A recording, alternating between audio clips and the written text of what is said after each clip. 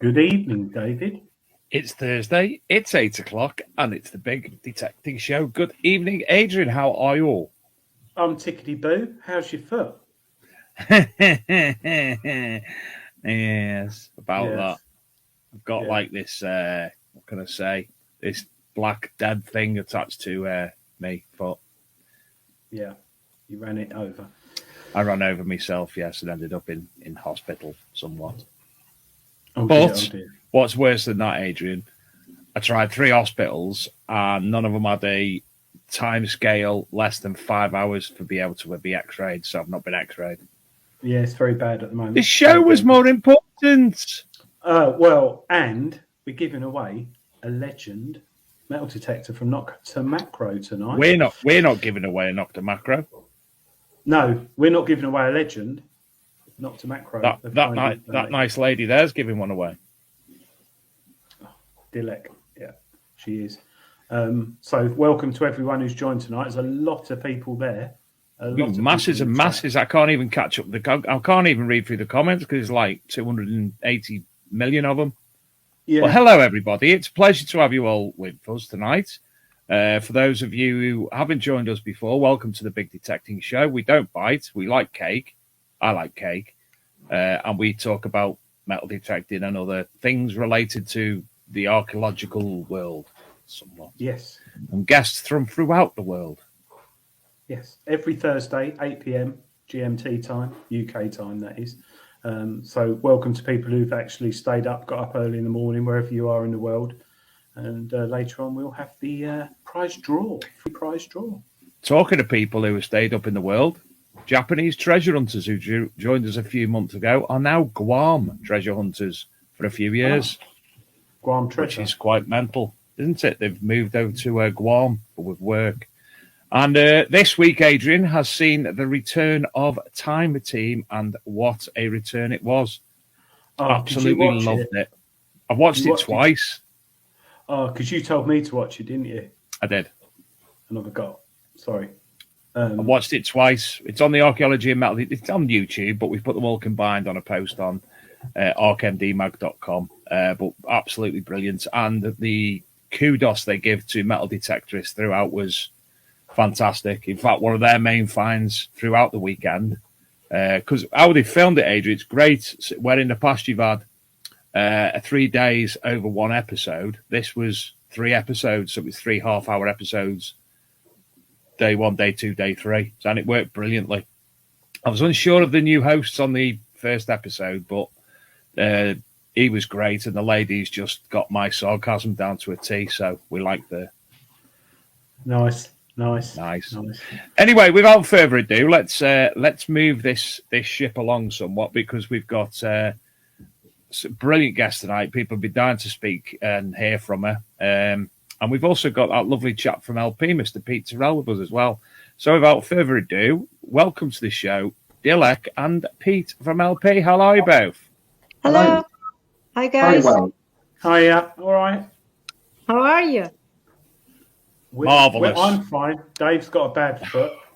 I ran over myself with a ton of things in work today, and I ended up in hospital. So I've got a black toe. I'm off metal detecting for a few weeks, I think. I'm sorry to hear that. I hope you feel better soon. Oh, I'll be fine. I could get into an X-ray because the waiting time's so long, so I had a bag of frozen peas on instead. So all's good. Bit of gaffer tape. How did you manage to do it, Dave? We need a story. Right, so I work on the paint line at JCB, and where I work are all the oversized rams, the ones that you see on the outside of the diggers, and they're all in trolleys, and there was a lot around, and it wasn't very tidy at that point in the morning, and I was going for a meeting at 8 o'clock, so I was trying to get the area tidy and able for the people who were working there who don't normally work there to work safely and whatnot, and ran over myself. You need to raise that with the union rep, Dave. I do. Who is it? It's me. Oh, you silly man. Hey, we've got our first question here tonight. The Dark Knight Detectorist, he asks, does Dilek ever not smile? Every time he sees her, she's smiling. That's not true. I think this person has never seen some of my live shows. No, I can vouch that Dilek doesn't always smile. I won't mention any names of people. But Dilek, you've just got in from work, haven't you? Yeah, like an hour ago. And what time is it in Turkey? Right now, 10 past 11. So that is devotion, and that is hats off to you. Thank you. You wouldn't get that in England. We'd be out of work by 6. Whoa. Pete's still in work now. Pete's still there. Yeah, exactly. I've been working here all day, so technically I've not even left yet. He's got his staff top on, so yeah, exactly. He's at work. Yeah. Have you got trousers on, Pete? Yeah.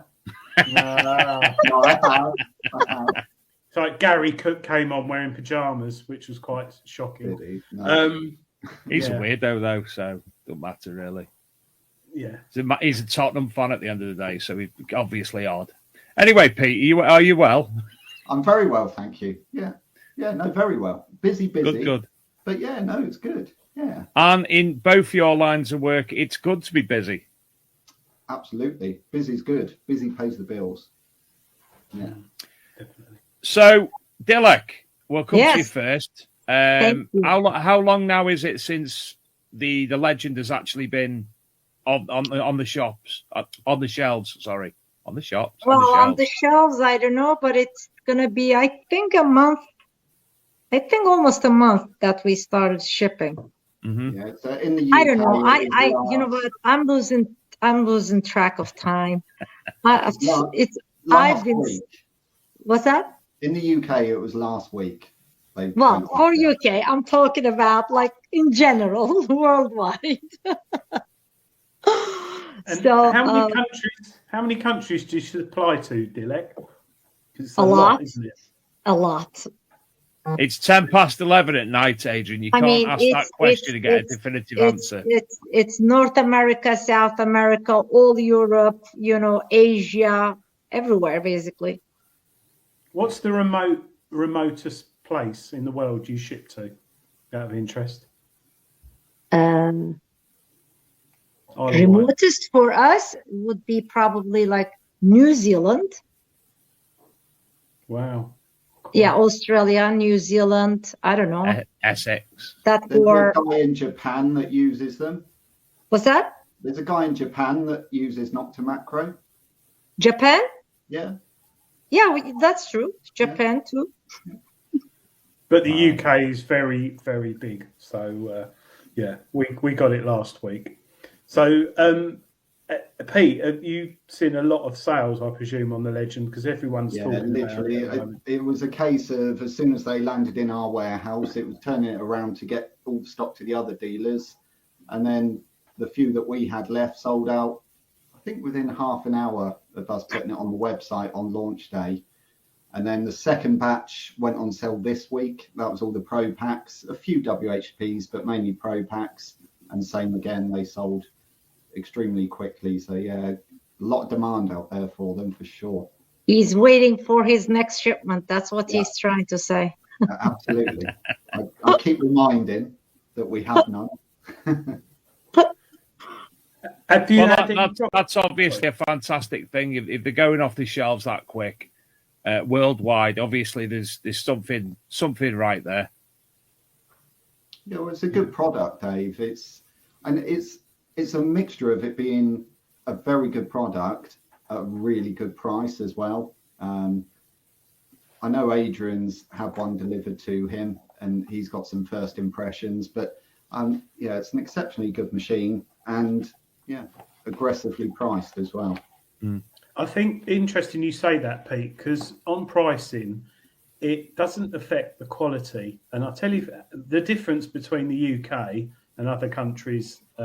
I did a price comparison out of interest today. And if you were buying a pack of Marlboro cigarettes in Turkey, it's €4. In the UK, it's €12. If you were buying a dozen eggs in Turkey, it's €1.90. In the UK, it's $3.50. And a loaf of bread, €50. UK, £1.30 or something. And there's all these, and there's the labour costs. Labour's a lot cheaper in Turkey as well. So all these bits, and Nokta Makro, you do a lot in-house. You do nearly everything. You do your injection molding in-house, don't you? Your CAD design. Well, not in the factory where we are, but yeah, everything is made, in Turkey. And like even the like the cases, well, the Legend doesn't have a case, but just to give you an example, let's say any case that we ship with our detectors, they're all like made at our factory. So yeah, most of it is done in Turkey.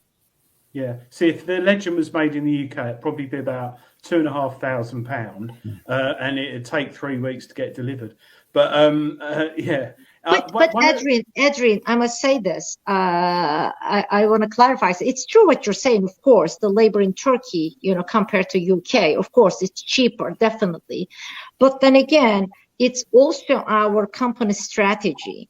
It's not just because, our labor is cheap that we can, offer these detectors at these prices. It's the fact that our company's strategy, we're not trying to maximize profit. That's like the biggest part of it. Okay. So, And we promised our customers long time ago that we're going to try to offer the best products at the best prices. That was our promise to our customers. That's what we're trying to achieve.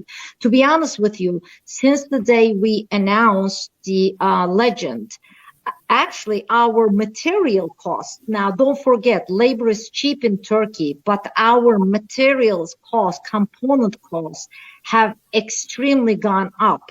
So normally, if it was another manufacturer, they would have raised their prices already, but we are trying to, tolerate, okay, and we're accepting less and less profit just to be able to keep the prices we promised to our customers. So it's really our, company's strategy as well.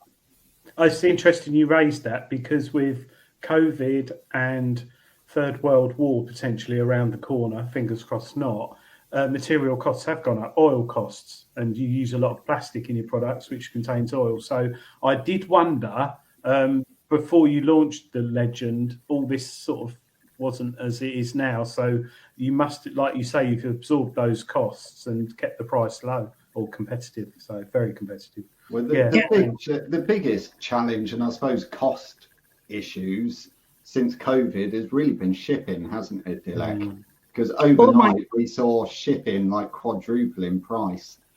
Exactly. Like, just to give you an example, like 2 years ago, okay, when I sent a container to, let's say, US on a ship, it would cost me around, let's say, $4,000. Well, actually even less than that, okay? Now we're paying more than $12,000. Wow. Oh yeah.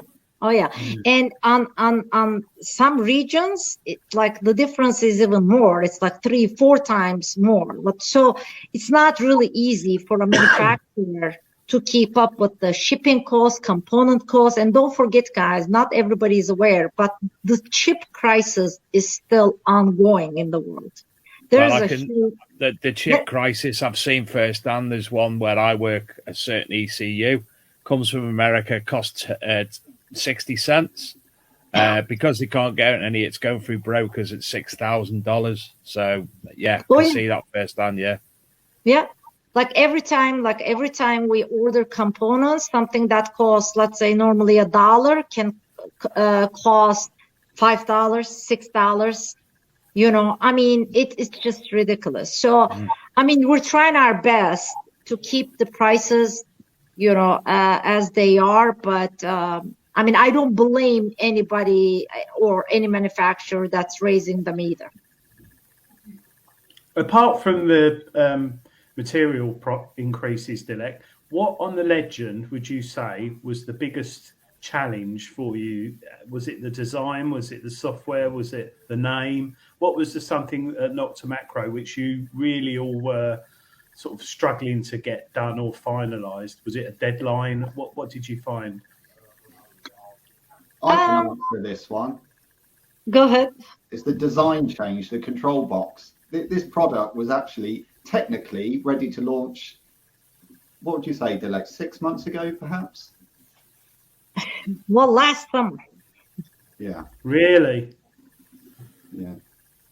And there was some final changes based on, well, it was tester feedback, wasn't it, Dilek? Was that? So in-house testing, really, wasn't it? Yeah, it was the in-house testing. So the product came out to be heavier than, desired.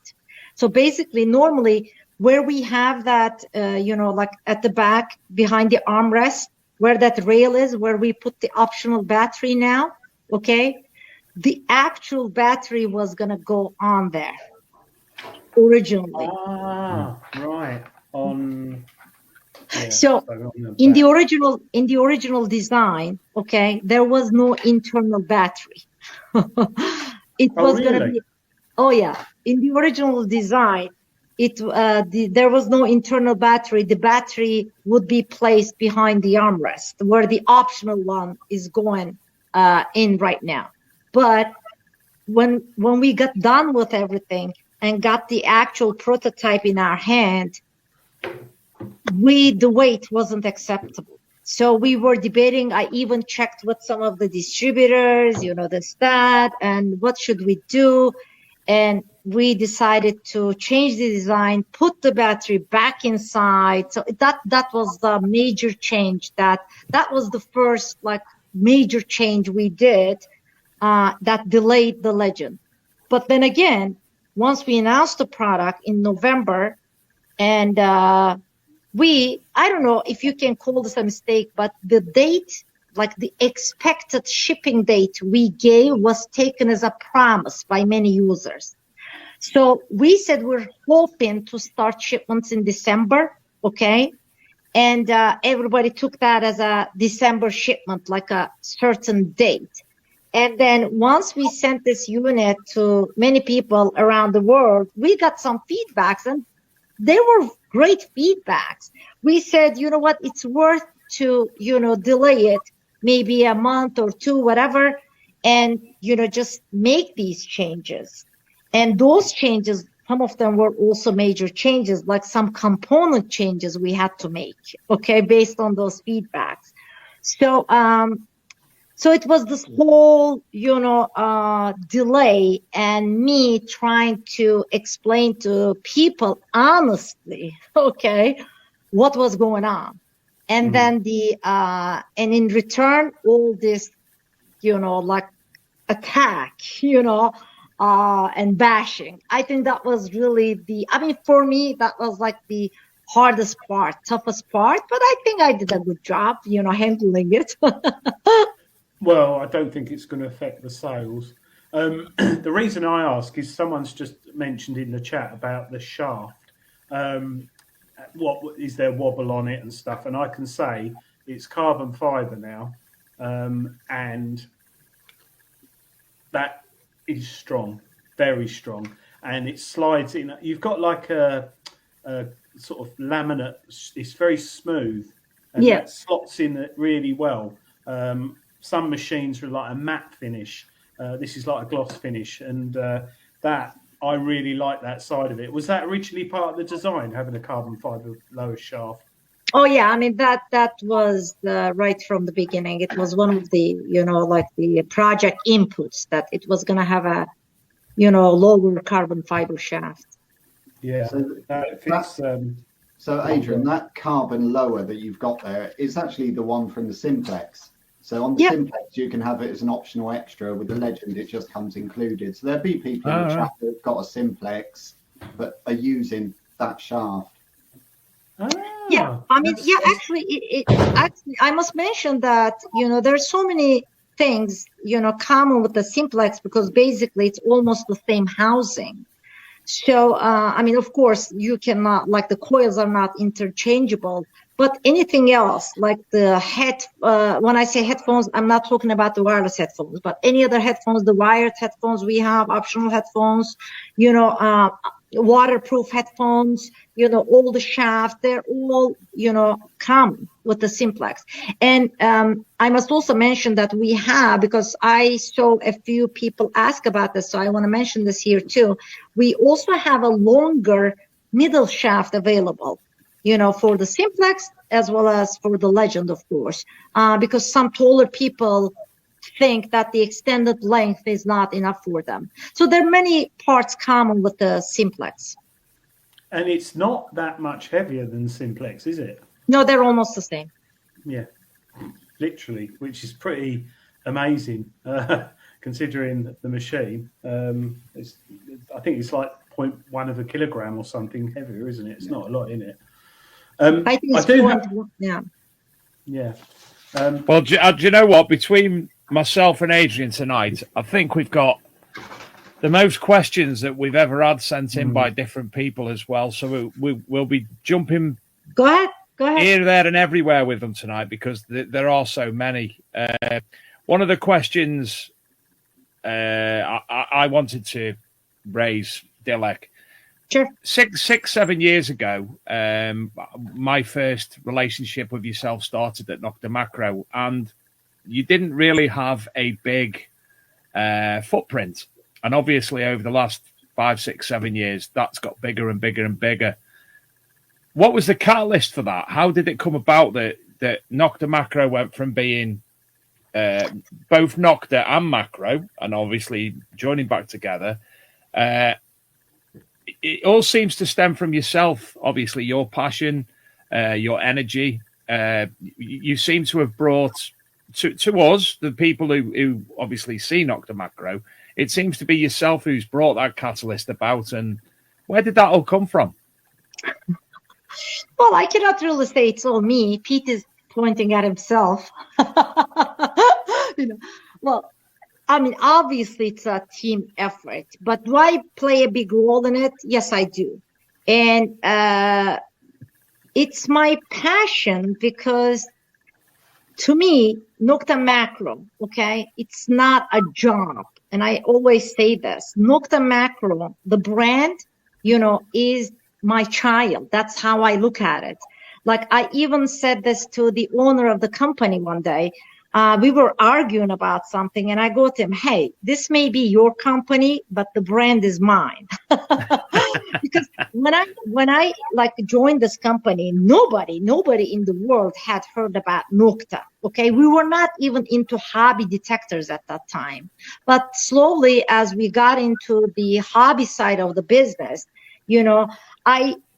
I took the brand and it was a baby. Now it's an adult. That's how I look at it. So I personally put a lot of time and effort into the brand. That's why I get so passionate about it. I mean, think about it.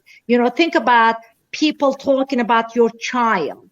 I mean, or like saying something bad about your child or saying something good about your child. How would you feel? That's the feeling I get. When somebody praises Nokta Makro, I feel so proud. When somebody starts bashing Nokta Makro, I get upset. And and time to time I may get defensive, because it's just not a job. But as a team, the whole team at Nokta Makro, especially the people who have been there like very long time, like myself, like 10 years or more, including the owner of the company. It's not for us. It's not only about making money. And I'm saying this very honestly. It's not all about, of course, we have to make money to stay in business. And of course, we need money to invest more. But there's a big pride factor involved in it. Because years ago, when we first started in the hobby detectors, we promised people that, we were going to do our best to be one of the leading companies in this industry. And we just feel so proud that I think we achieved it. And it's fantastic what you've done. And obviously, as I was saying, you are the face. Whenever there's anything, you've done the launch, you do lots of live questionnaires, you do lots of shows like ourselves, and it's to be commended what you do for Nokta Makro. And I'm sure Pete, and Pete, please don't think in any way I'm taking away from you. I know you've done so much yourself in the UK for Nokta Makro. Sure. And again, that's to be commended too. Thank you for saying, Dave. You're welcome. I think one of the key things is keeping your customers and your existing and your prospects informed. So rather than just post a blog on a website with an update, you literally go on social media, Facebook, and do a live stream. And if you can, answer questions. And that is probably quicker and easier for a business to do than sit there typing up a blog, getting it proofread, getting a nice image with it and posting it and hoping that 3% of your customers looks at it. Just going on and doing a live stream is so quick and effective. And it keeps, I mean, you honestly, Dilek, every time, I don't go on Facebook much, but every time I go on there, I'll follow your page, Nokta Makro. You're always there talking to someone or answering a question. And it's nice. And it's also not too, how can I put it? It's real. Like you're sitting in the office at work, or now you're sitting on the sofa. It's personal. It's not too corporate. So people in our hobby like talking about detectors, and I think it comes across as more friendly, if that makes sense. Mm-hmm. But Adrian, I mean, you're absolutely right. I mean, first of all, I do like to interact with customers, okay? And I always put myself in their shoes because I'm a consumer for, thousands of products, right? Everybody is a consumer. So this is how I look at it. If somebody is going to spend their hard-earned money on my product, our priority should be able to stand behind that product and support those customers, because those are the people who, took us where we are today. So I always feel like I owe this to our customers. Now, at my level, because maybe people think just because they see me all the time, some people may think that Nokta Makro is a very small company. We're like over 250 people right now. And I am one of the top, directors there. We have only a couple of directors. I'm one of them. So normally at my level, you maybe cannot do this, but this is my preference and this is my choice. First of all, I like it. Second of all, I feel like I owe it to our customers. And third, yes, we're not a very small company, but sometimes that whole corporate structure, corporate, behavior, I think gets in the way. You know what I mean? And yeah. I like it better this way. Do you mind me asking, how many people have you got in your marketing team?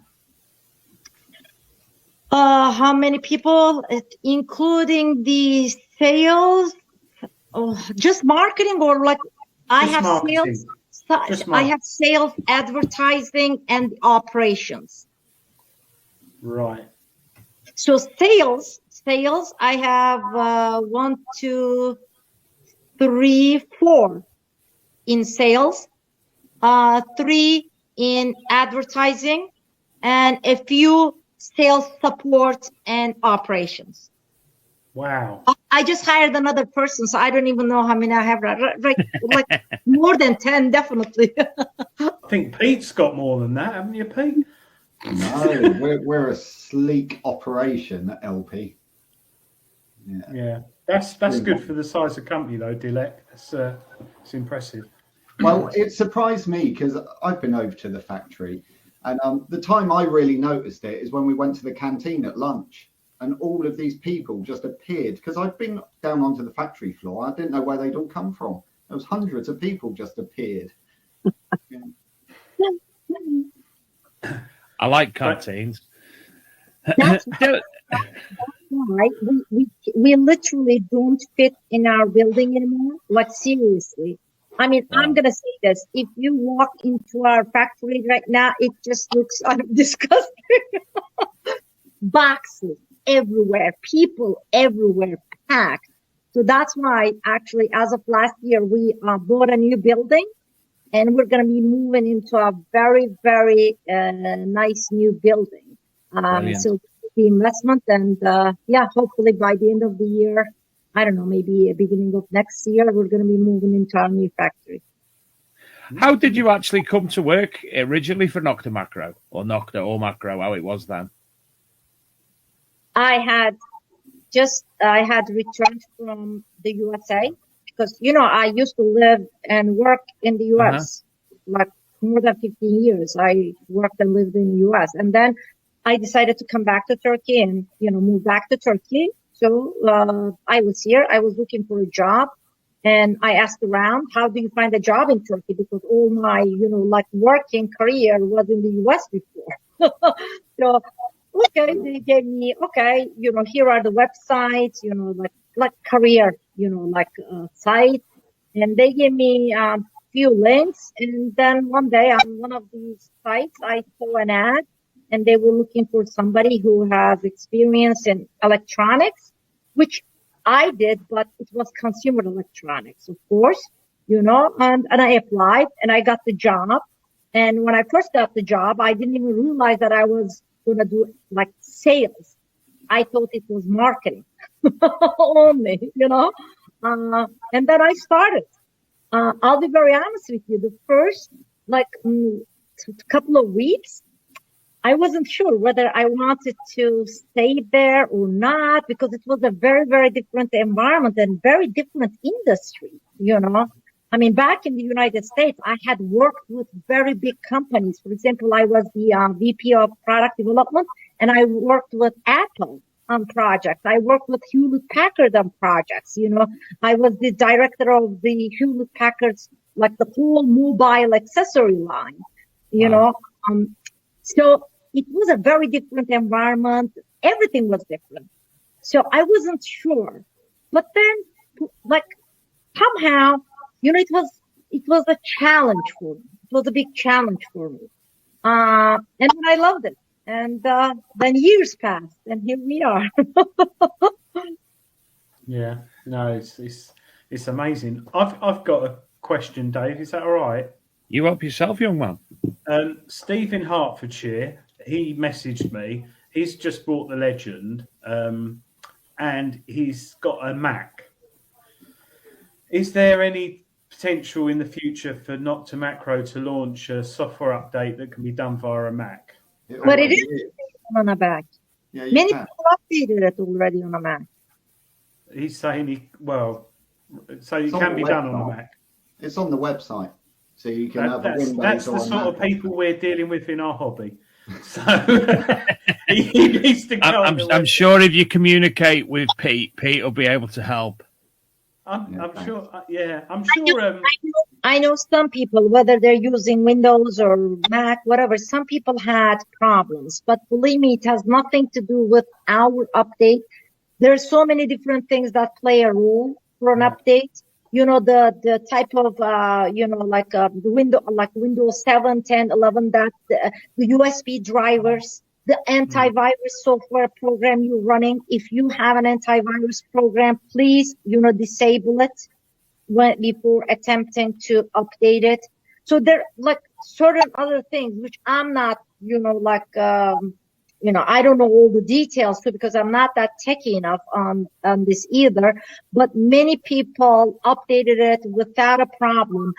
On the Facebook groups, the Legends Facebook groups, there's so many people who are ready to help anybody who has an issue, or they can contact, us if they're having an issue, and we'll try to help them. And I'm sure there'll be YouTube videos available for people to give them a step-by-step guide by YouTubers with the Mac as well. Yeah, it should be. Like Dilek said, I think I've got both Mac, Apple, and PC, and most of the time it's Apple not letting your device connect because they've got ever so hot on security lately. So 9 times out of 10, it's probably your operating system rather than the machine. We're getting a hell of a lot of questions.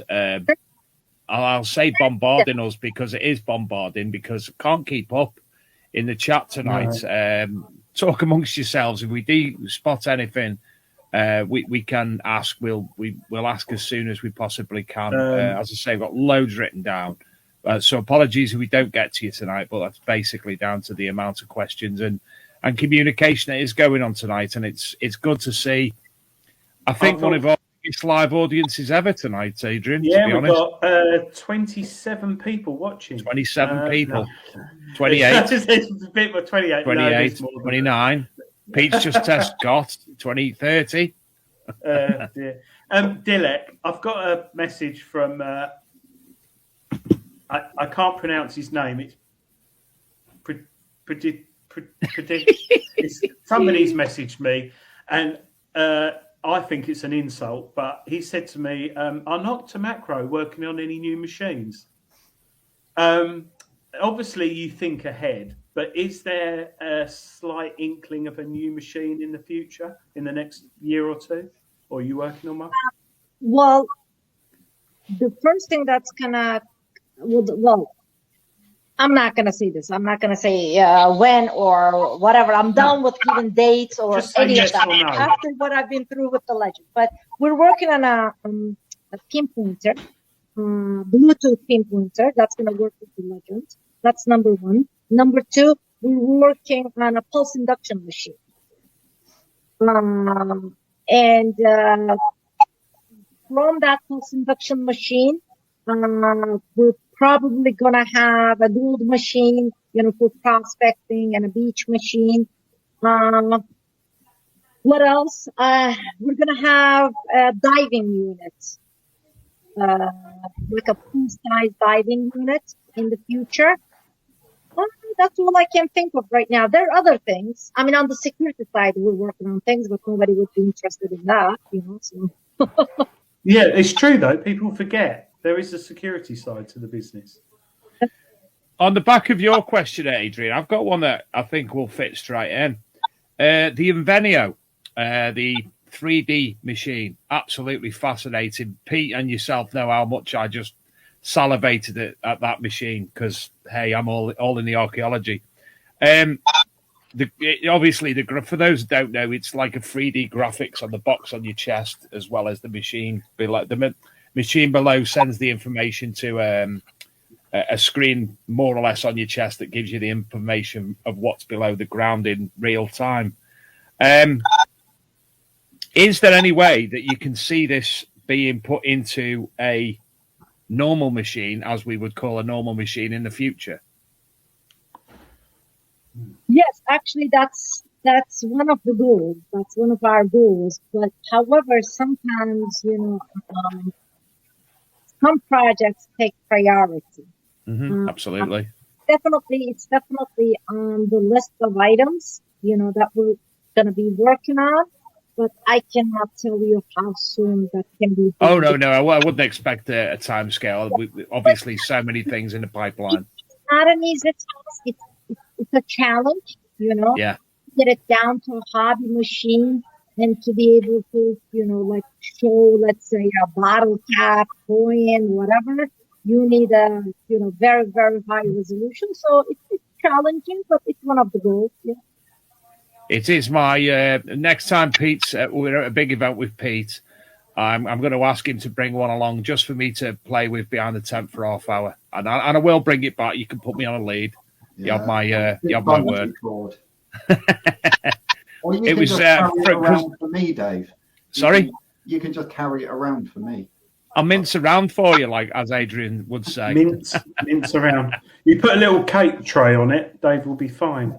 Put cake on it. Now, when you originally showed off the Invenio at Detectable 2018, I think it was now. Lost track of years, I really have. You came out of a hole in the ground with it. Whose idea was that? Mine. Yeah, that was all Dilek. Idea, but I didn't know that I was the one that was going to go in the No, I remember the conversation, and Dilek originally said it definitely wasn't going to be her. But I think everyone in the factory that you asked said the same thing, didn't they? Yeah. No what? And then I ended up going underneath there. Oh my God. It was Can we expect all these crazy ideas come from me, that the mermaid, The mermaid. I always look forward to our detectable planning conversations because some of the crazy ideas that get bounded around. And I had a very cool thing planned for the legends because we were originally planning to release it at Detectable, and then the plans changed with the delays and with us not being able to go into UK at the time because of COVID. They wouldn't let the Turkish people in because we were coming from a high risk area. So all the plans had changed. But I will still, I think I told Pete at one event I have to do what I had planned for the legend for the Detective. Maybe this. Maybe Dave will really like it. That's all I'm going to say. If it's coming out of a cake, it's definitely coming out of a cake, isn't it? I mean, the mermaid. There was another obviously major manufacturer with a hard launch at Detectable that year with the mermaid, and let's face it, the mermaid blew it out the water. might have had something to do with the free beer, Dave. That was on the table. And the partially clad mermaid lady who could hold her breath for a stupid amount of time. Also, because she was a mermaid. Cold weather. I don't know if I've ever told you this, Dave, but the tank that she was in, so it's supposed to be heated. And that night, I think the generator cut out the night before, and that water was so cold. Cold. But she was a trooper. She jumped straight in there, and she was in there for a good half an hour. Yeah, at least. She was so cold when she got out. I bet she had goose pimples on her goose pimples. Yeah. So you're going to be at Detectable this year, Dilek, fingers crossed. I miss it. And I'm sure everyone, as well as us, misses you too. Yeah. And will you be going to any other events in the UK or just Detectable? No, actually, I'm going to the other event. I don't know which one is first. So it's Rodney Kirk. So Rodney Kirk, the start of September. Then you're staying in the UK, aren't you? That's the plan. That was the last conversation. For a week. Yeah. Good. And then Rodney Kirk, I think that's got about 30 people at Rodney Kirk, hasn't it? Yeah, something like that. I think it's actually got less people going to that than we've got viewers, to be fair, Adrian. And while all these viewers and new viewers are on the show, if you do want to come on as a guest, give us a shout anytime. Dave at bigdetectiveshow.com, Adrian at bigdetectiveshow.com. We will let anyone come on because we've had Rob Random on, so that just says it all, really. Sorry, Rob. But he did bring me cake, so he has sort of like tempted me. But in my defence, I wasn't actually on that night. So it's your fault, Adrian. No, yes, it was. Just a quick question, Dilek, from someone in the chat, Aaron Mason. And I think the answer is yes, it is capable. Is the hardware in the Legend capable of keeping up with the competitors' multi-frequency in the future? And I think it's not so much the hardware, it's probably the software, because the Legend will evolve and get stronger with software updates, I presume, as time moves on. I mean, I think it's competitive enough at this point, to be honest with you, because if you look at all the comments and feedbacks from people and the finds that are made already, it's just amazing. But for us, Legend is one device that we're planning to, advance in any way we can. So we're gonna give an update in a couple of weeks. 1 or 2 updates or together. I don't know at this point. Maybe we're going to give one and then another one, because we already promised people that we're going to give a setting that some people are asking for, the item bias setting, which we're not going to call it an item bias, by the way. I just refer to it that way because that's how customers refer to it. So we promised that to our customers, so we're going to give that. We're also going to give an update on the beach. We're going to advance the beach mode as well. And a few other things we're thinking of doing. Yeah, so it's, to be honest with you, it's competitive right now. It's just going to get better. Well, you did with the Simplex, didn't you? There's loads of updates that came out for the Simplex. So I think we can expect similar possibly on the Legend. I think in the second half of the show, after the draw, Adrian, you can fire in some technical questions to Pete and Dilek. Obviously, you've worked with the machine now, and there's a lot of people asking certain questions. And by the way, Ash Unearthed and the Discriminator are both banned from commenting forevermore. Sorry, I'm just banning them. They just, Pete, have a word with your staff. But yes, if you ask some questions later on, technically, I'm sure people would appreciate what answers you can be given. And obviously, I can't comment there because I'm Dave. Yeah, no, we can leave that. And if people want to ask questions, though, throughout the show, they can. I'm sure there's lots of questions. I think the iron bias, if you really want to know about that, watch Dileks. I think it was your last video, wasn't it, Dilek, that you explained about that. You can talk about it all day long. Some people love it, some people hate it. It's so hard to please everyone. I think it's worse than designing a car, a metal detector. I think so. You got to keep so many people happy, and you only need that one person to say the wrong thing on social media or anything, and people will believe them. Or, it's I don't know, social media. I mean, yes, it's great and everything, but sometimes it does so much damage. That's why I always try to tell people, just decide for yourself, because everybody's needs are different. Like metal detectors are so subjective, you know what I mean? But I mean, we try our best to please the majority. That's the best we can do. Obviously, we cannot, tailor the product to each individual's needs. But if there's anything that the majority asks, we really try our best to give it. You know, like you said, you know, one video starts a whole drama. It's unbelievable. It can make you or break you, can't it? You just need. I personally am a strong believer that you should go to your local dealer and hold it, touch it, feel it, talk to them, because they're talking to people all day long. Well, the good thing at the minute is that a whole load of customers in the last 2 weeks have received them. So on organised digs this weekend, there's going to be a good few hundred legends kicking around. And detectorists in the hole are quite friendly, so I'm sure if you pop over and say, can I have a look, they'll be fine with that. And then you can, like Dilek says, form your own judgment. Yeah. Have a look at your metal detector. Yeah. Dilek, am I right in saying to name the legend? Who's got the toys, Pete? Have you got your robots out? Yeah, I can hear something. Not me. It's not me, is it? Oh, it's the gremlins. It's probably someone hacking in Russia. Or again, or something. The name the legend. Am I right in saying you had a competition to name the Simplex, and the legend was one of the names that was put into that, and you felt it suited to this machine?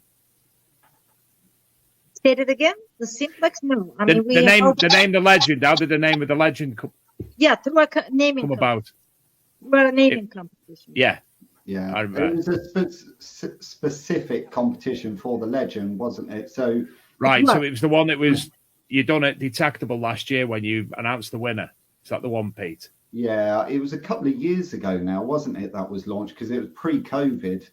It's really difficult to know what year we're in because COVID kind of took 2 years away. But you know, the competition was a long time ago, like 3 years ago or something. I've got a feeling it was at the same one where we done that Invenio presentation. Exactly. Which I think was 2018. Yes. So I actually at Detectable we gave forms out to people to fill out. Yeah, that's what I'm about, and that's why the Simplex came up with as well. And then when we came back, you know, we also put that form up on our website for people to fill out. Right. And along with the actually naming the name suggestions, we also ask people for features and settings that they would like to see in this detector. And there were so many submissions, like 2 huge folders that I had to go through first, do the initial filtering, because there were some crazy suggestions, you know. And then every feature and every like spec or feature that I thought was cool or whatever, I highlighted it and sat down with the engineers. And then, you know, we decided on the features, specs and all that. And then I picked some names. I did the initial filtering that as a team, we picked the name Legend.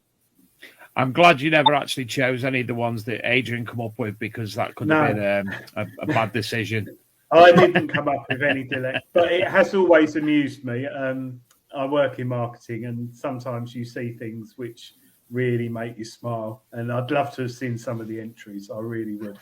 The Big Dave detector or something like that, you know. But yeah, it's interesting, the legend. Some people like it, some people don't like it. But at the end of the day, I think one of the things that's always made me laugh is Rootus, their Alta 71, the brand, they used the font Comic Sans, which loads of people hate.